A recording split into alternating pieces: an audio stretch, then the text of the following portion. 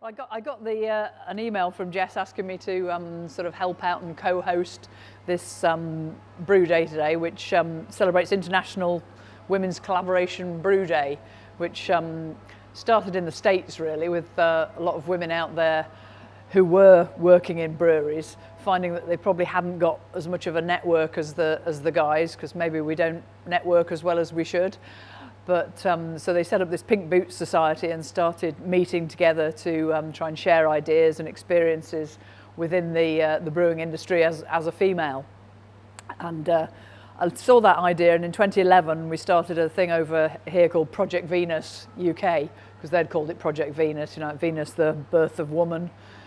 And we wanted to just see if we could bring women brewers here together, because I'd started out myself back in 1998, and the guys were friendly enough and what have you, but it felt like it needed to bring women in together who were in the industry, perhaps not as head brewers, but just working as brewers within it, and would like to get together and just have a stitch and bitch, as it were, with doing the brewing. So we found quite a lot of good friendships that way.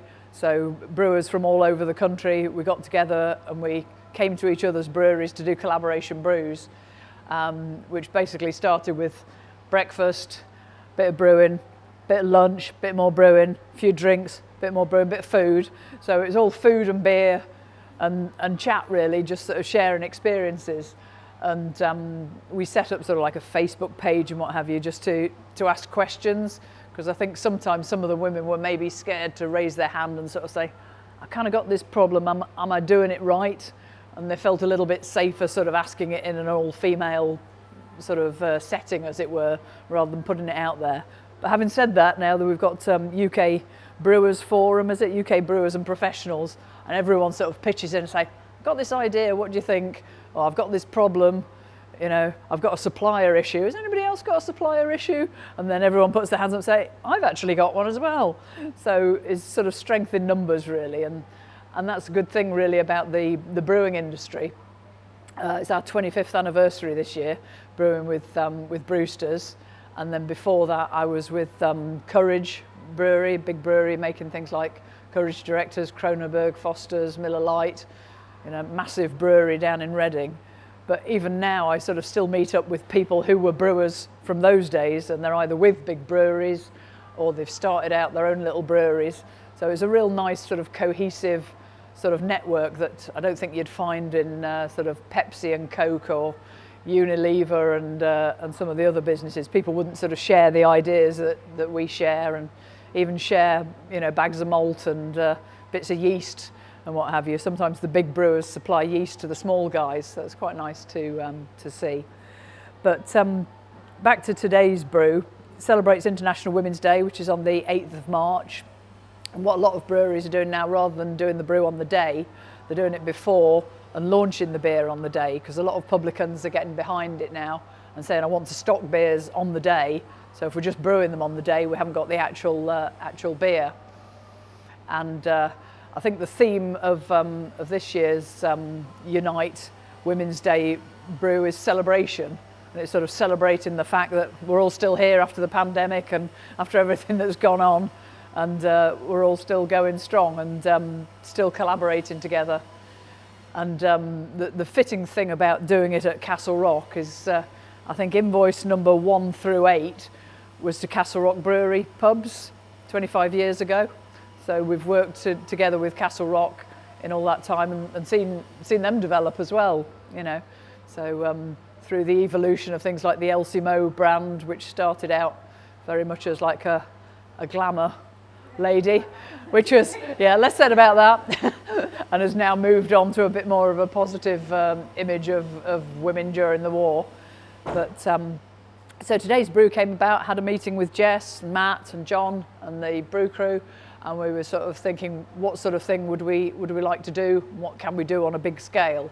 Because on a small scale, you can do all sorts of weird and wonderful things, but when you're on a big scale and you've got to sell 80, 100 firkins of it, you have to think a bit more mainstream.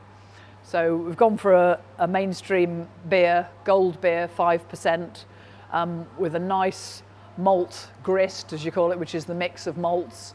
So it's primarily malted barley, but there's also some twists of oats and Munich malt, which gives a slightly nice toasted flavour, and some torrefied wheat, which gives it a creamy texture.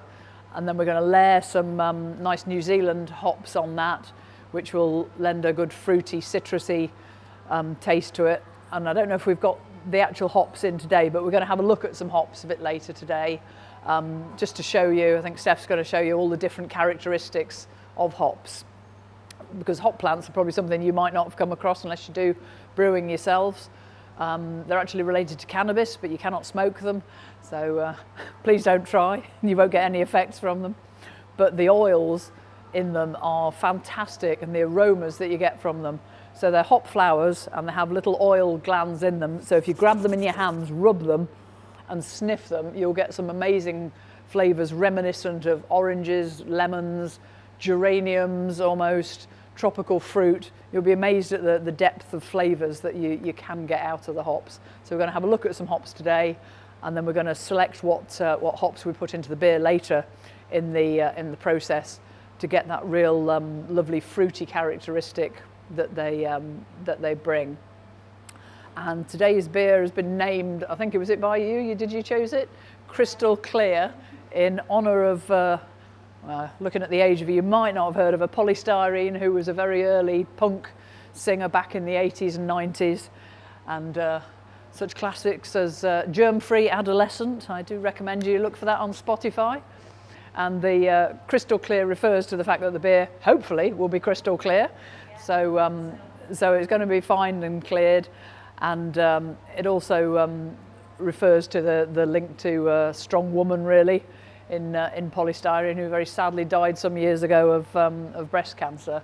But her daughter sort of takes her memory on, and I think there's been a bit of a biopic of her recently that's around now.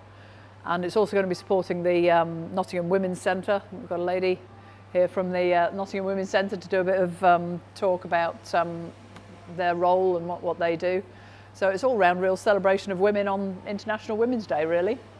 So I don't know if there's any more to add to that. No, thank you ever so much. Cool.